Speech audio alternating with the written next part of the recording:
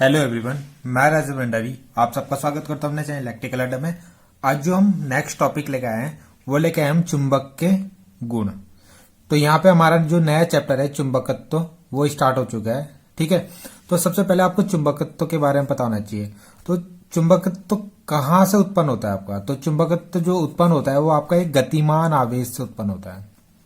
ठीक, आवेश मतलब जैसे इलेक्ट्रॉन हो गया, आपका प्रोटॉन हो गया। तो ये जब ये गति करते हैं तो वहां से आपका चुंबकीय क्षेत्र उत्पन्न होता है।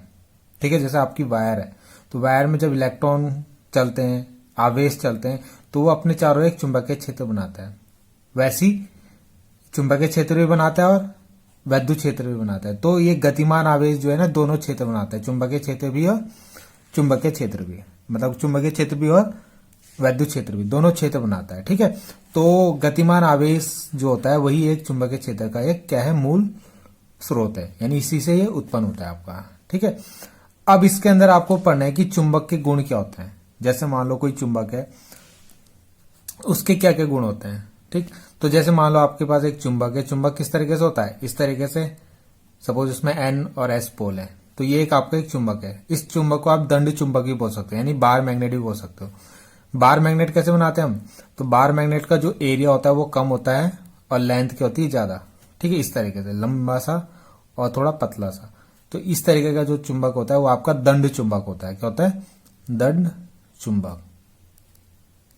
ठीक है, तो इसके क्या क्या गुण होते हैं? तो चुंबक लोहे को अपनी ओर आकर्षित करता है। तो ये तो सभी को पता है। अगर आपने कोई चुंबक लिया है तो अगर आप उसके सामने कोई लोहे के पीस लेके आ जाओ, ठीक है, तो वो क्या करेंगे, उस पे जाके चिपक जाएंगे। या लोहे का कोई टुकड़ा लेके आ जाओ तो वो क्या करेंगे, उस चुंबक पे जाके चिपक जाते हैं।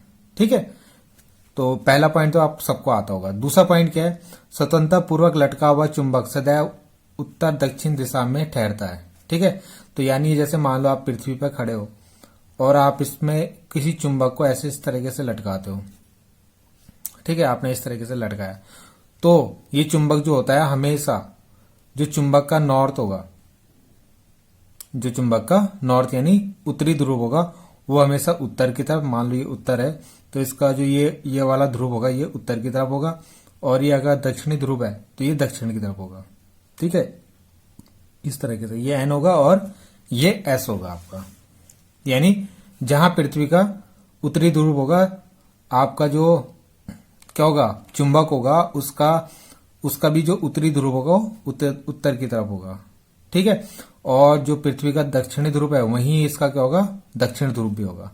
तो यानी हमेशा उत्तर दक्षिण दिशा में ही रुकता है। इस तरीके से समझ सकते हो। जैसे मान लो ये, तो मान लो इसका ये चुंबक है, ये इसका N पोल है और इसका S पोल है। तो ये हमेशा क्या होगा, अर्थ के, मान लो ये अर्थ का N ही है तो ये N की तरफ ही होगा और ये S की तरफ होगा।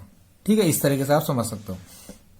लाइक पोल यानी सजातीय ध्रुव में प्रतिकर्षण व विजातीय ध्रुवों में क्या होता है, आकर्षण होता है। यानी जैसे मान लो आपने दो चुंबक है आपके पास, एक में NS इस तरीके से, ठीक है, ये भी NS है, तो इन दोनों के बीच में क्या होगा, आकर्षण होगा। आपको पता है ये अलग अलग है, तो जब अलग अलग पोल आएंगे यानी सजातीय ध्रुव आएंगे, तो मतलब विजातीय ध्रुव आएंगे तो उनके बीच में आकर्षण होगा।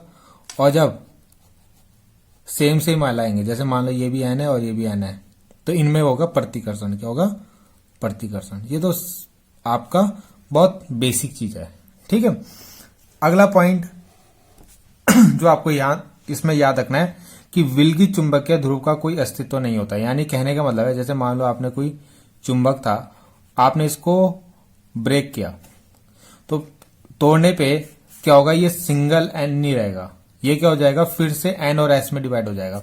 मतलब जैसे मान लो आपने तोड़ा तो टूटने पे क्या होगा, मान लो ये टुकड़ा आया तो ये इसमें भी NS अपना आप ही उत्पन्न हो जाएगा। यानी सिंगल कभी नहीं मिलेगा आपको, सिंगल N कभी नहीं मिलेगा या सिंगल S कभी नहीं मिलेगा। जब भी आप किसी चुंबक को तोड़ते तो वहां से नया चुंबक बन जाता है NS, ये आपको याद रखना है। ठीक है, तो ये मतलब सिंगल चुंबकीय ध्रुव का कोई अस्तित्व नहीं है। तो इतना तो आपका ये पॉइंट थे। जो इंपॉर्टेंट पॉइंट आपका चुंबकीय प्रेरण। तो चुंबकीय प्रेरण आपका एक सबसे इंपॉर्टेंट टॉपिक है इनमें से। तो इसमें क्या होता है, जैसे मान लो आपके पास कोई चुंबक है, ठीक है, NS, और आपने क्या करा, इसके सामने कोई लोहे की छड़ लेके आए। क्या लेके आए? लोहे की छड़ लेके आए।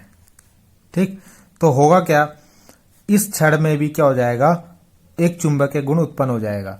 और वो कैसा होगा? विपरीत। अगर ये एस है तो इसके सामने एन और ये एस हो जाएगा।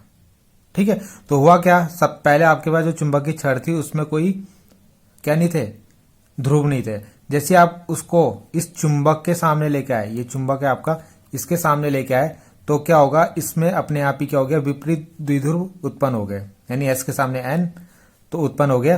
तो इसी को बोलते हैं हम चुंबकीय प्रेरण। तो ये मैंने लिखा है, जब एक प्रबल चुंबक का एक ध्रुव एक लोहे की छड़ के निकट लाया जाता है तो चुंबक में विपरीत चुंबकत्व उत्पन्न हो जाता है तथा छड़ की ओर आकर्षित होता है। इससे क्या होगा, ये आकर्षित होगा। इस घटना को ही चुंबकीय प्रेरण कहते हैं।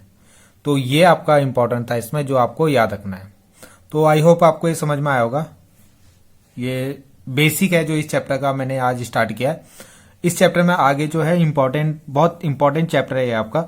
तो इसमें बहुत सी इंपॉर्टेंट डेरिवेशन होंगी जो एग्जाम में आएंगी। तो पहले आज तो मैंने इस वीडियो में आपको केवल बेसिक समझाया है कि क्या क्या होता है, चुंबक क्या होता है और उसके क्या गुण होते हैं। ठीक है, तो जो भी होगा आप नेक्स्ट वीडियो में हम चेक करेंगे। धन्यवाद।